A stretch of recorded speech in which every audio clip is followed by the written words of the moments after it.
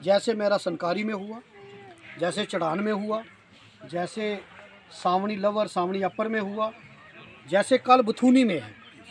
मैंने आपसे एक वादा किया था कि 20 दिन आप मेरे लिए जागो, 5 साल में आपके लिए जागूंगा, और अभी तक तो जाग ही रहा हूँ। और दुआ करो कि आगे भी इसी तरीके से जागता रहे।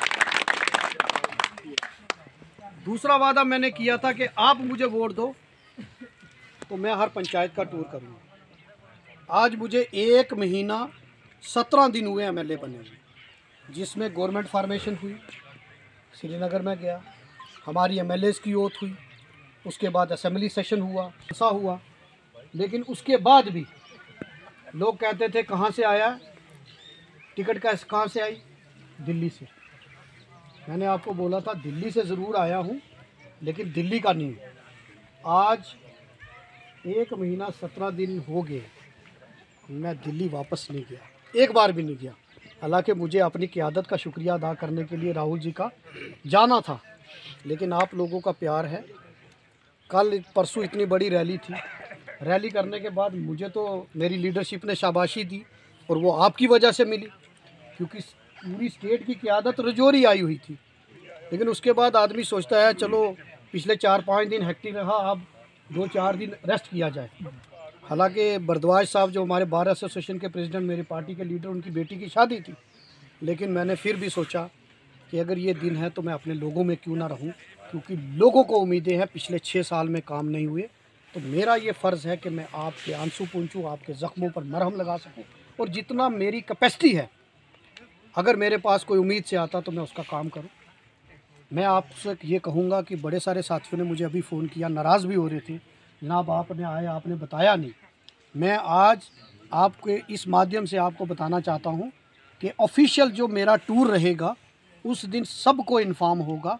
ये सिर्फ एक रोड की इनॉग्रेशन डिपार्टमेंट का प्रोग्राम। मैंने एक्शन साहब से कहा कितने लोग होंगे, मैंने कहा 40-50 लोग हो जाएंगे, और वही हमारा टारगेट था, क्योंकि हम चाहते थे कि भाई जब पंचायत का प्रोग्राम करें फिर मैं बाकी डिपार्टमेंट के ऑफिसर्स, जैसे मैं बाकी पंचायतों में मैंने डिपार्टमेंट के ऑफिसर साथ लेकर, मेरे डिपार्टमेंट के ऑफिसर साथ होते हैं, जैसे मैं जहाँ जहाँ गया हूँ मैंने ऑफिसर साथ लिए, ताकि लोगों को की परेशानियाँ मैं खुद देखूँ और ऑन स्पॉट उनका हल कर सकूँ। आप लोगों ने बहुत प्यार दिया।